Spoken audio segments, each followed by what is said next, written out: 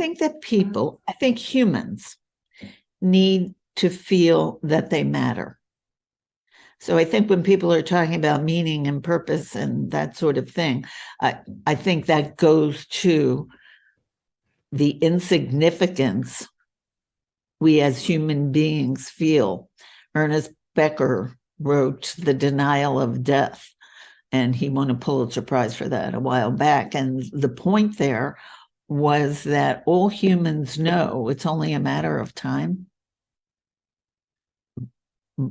before that fate befalls us. And there's something about that is so unconsciously terrifying that we need to feel that we exist and that we make a difference and that we matter and that people notice us. And when we're not feeling that, we're not feeling seen, as they say today, for a contribution we're making, we're hardwired in the brain to suffer from that.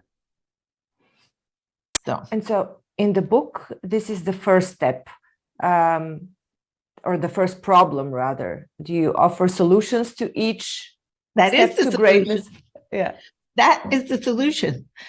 A great life depends on a great fit. It's that great fit that is the solution. Let me break down the great for you, okay? Okay. And you might want to ask me at some point why I care as much as I do. I think. I will. I want to know your story. Okay, so G. So again, I was wondering, what is it that's working? I mean, I was working with these people. They're all doing really great. And I mentioned I have a very diverse education and training background, evolutionary psychology and brain science. I studied Advaita Vedanta, Eastern religion, for over 20 years. And so there's no telling what tools I'm pulling out of the toolkit at any point in time with a client I may be working with. So I was thinking, what is it that's working here? And I kind of laid everything out and I took a look and I thought, what do these people all have in common? And it was this process or strategy that I think is that growth process of getting from where they are to that better fit that brings them the health and happiness we all want and can have. And so I was very excited when I noticed it could break down into the acronym GREAT, because I love that word. So the G is for grounding. So when people reach out to me initially, they're not saying to me, I want to have a great life. I want to get to great. What they're saying is that they're unhappy and they want some help with the pain of that. They don't even necessarily know that they can have a great life and that they have everything they need to make that happen already. But I know that because I see it over and over and over again. So I hold that space until they're able to step into it and own it and run with it. So that's the G, that grounding in the understanding that it is possible to have a great life and that you have everything you need to get you there. The R, if a great life depends on a great fit between who we are and recognize, we have to recognize who we are. And people don't necessarily, they know who everybody else thought they should be. They know who maybe even they always thought they should be, but that's not necessarily who they really are. What really matters to them, their interests, their wishes, their hopes, their fears, their strengths, their vulnerabilities, whatever. So getting a better sense of that under our belt. At this point, it's a psychological inquiry of their own self. It's not a metaphysical who they really are. It's more of a psychological study of who they are, correct? I appreciate your question because in my study of Advaita Vedanta, pre-Hindu tradition, there is a different way of thinking about the self, and that is that we are all one. But within that, from a psychology point of view, we're also made up of all the attributes that we were nature nurture, either born with or learned how to use to solve our problems in the world that make us uniquely us. And that's the part that I am talking about here. So once we have a better sense of what makes us tick and what gets in the way, then we go E, exploring. And it's exploring both the internal and external environments.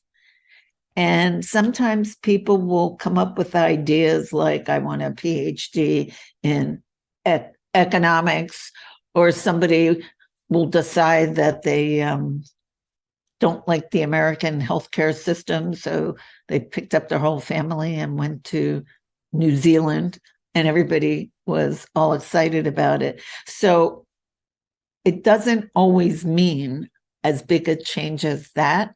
Sometimes people go exploring and find out that they fell in love with exactly where they were because they tweaked things in their brains. But the exploring phase is more like a dream state, like what if this, and maybe I'll do that, and I'll talk to someone and find out what it's like to be this. And it's exploring, but we can't stay stuck there because then nothing happens. So the A is for action.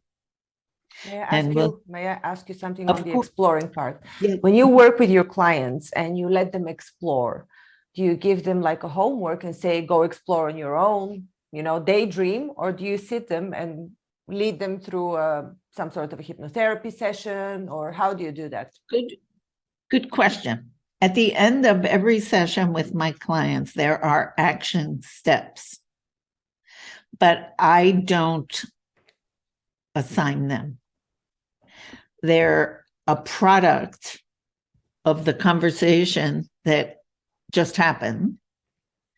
And then therefore, based on what we talked about today, what action step would you take along that path?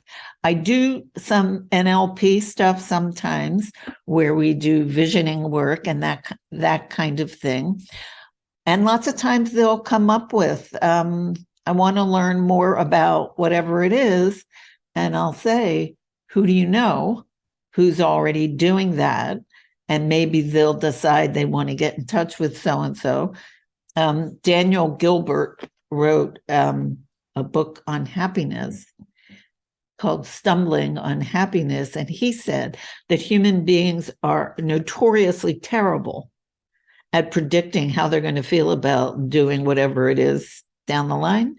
And that what he suggests is talking to people who are actually doing it. It doesn't mean it'll be exactly the same for you, but you'll get a better idea than in a vacuum trying to imagine what that will be like for you based on not a whole lot of what it's really like out there. So the E is the exploring and the A is acting on it. William James said that, and he's supposedly the father of modern psychology, only that's a long time ago. He said that action doesn't guarantee happiness, but there's no happiness without it. Like if you sit there and do nothing and complain. Good one. Yeah, it's wonderful. It's real simple and really powerful. And then if you're really doing something outside of your comfort zone, you're going to feel it. So T is for, and you can, I always say, pick whichever word you think will work for you. Taming, tending, or tackling the normal, natural, inherent, predictable resistance to change. So that's your G.R.E.A.T.